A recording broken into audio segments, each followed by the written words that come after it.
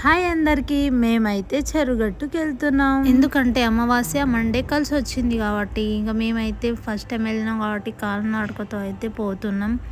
మేము ఎవరెవరు వెళ్ళామంటే నేను, మా మమ్మీ, మా డాడీ. అలా వెళ్తుండగా మాకైతే ఒక కొండ కనిపించింది. ఆ కొండ మీద అయితే శివుని బొమ్మ అయితే వేసి ఉంది, పెయింటింగ్ బాగుంది. అక్కడ వెళ్ళేసి అయితే ఉండంలో స్నానం చేసేసి మా అమ్మ అయితే దీపం అయితే వెలిగించి కొబ్బరికాయ అయితే కొడుతుంది.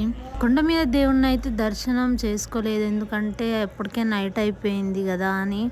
ఇక మేమైతే కిందనే దేవుని మొక్కు అని అయితే వెళ్ళిపోయినాం. ఇక పులిహోర అయితే తింటుండగానే బ్యాండ్ మేళం సౌండ్ వచ్చింది. చూస్తే ట్రాన్స్జెండర్స్ వాళ్ళు బోనాలు సమర్పిస్తారంట ఎల్లమ్మ తల్లికి. ఇక మిడ్ నైట్ 3 AM అయితే లేపిండు మా డాడీ దర్శనం చేసుకుందామని. అగ్గో పైన కనిపిస్తుంది, అక్కడ చేసుకోవాలి మనం దర్శనము.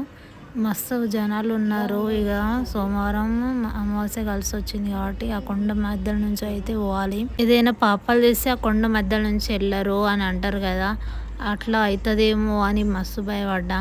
కానీ వెళ్ళేసిన అల్ల నుంచి నేనేం పాపం చేస్తా ఆయన, అంతే కదా. మస్తు జనాలు ఉన్నారు. ఇక అక్కడ నుంచి వ్యూ అయితే సూపర్ ఉంది అసలు. నాకైతే ఆ కొండ మధ్యలో ఉన్నప్పుడు మస్తు భయం అయింది, కొంచెం షివరింగ్ వచ్చింది. ఓం నమః శివాయ అనుకున్నా.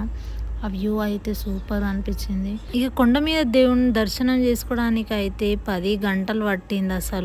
అస్సలు అనుకోలేదు ఇన్ని అవర్స్ పడుతుందని దేవుని దర్శనానికి. ఇక కిందికి వచ్చేసి అయితే ఇక దేవుని అభిషేకం అయితే చేస్తున్నాం. ఇక పైన చేయనీయట్లే కాబట్టి మా అమ్మ అయితే కొబ్బరికాయ కొడుతుంది కిందికి వచ్చి. ఇక్కడైతే మొత్తం జాతకం చెప్పేటోళ్ళే ఉన్నారు అసలు. లాస్ట్గా అయితే ఇక ఏమో తీసుకుంటుంది మా మమ్మీ, లడ్లు అవి అయితే నేను తీసుకొని వచ్చేసిన. మా మమ్మీ ఇక్కడ తీసుకుంటుంది. మొత్తం ప్రాసెస్ 12 అయితే అయింది. ఇక ఇంటికి అయితే రిటర్న్ అయిపోతున్నాం. Like, share and subscribe.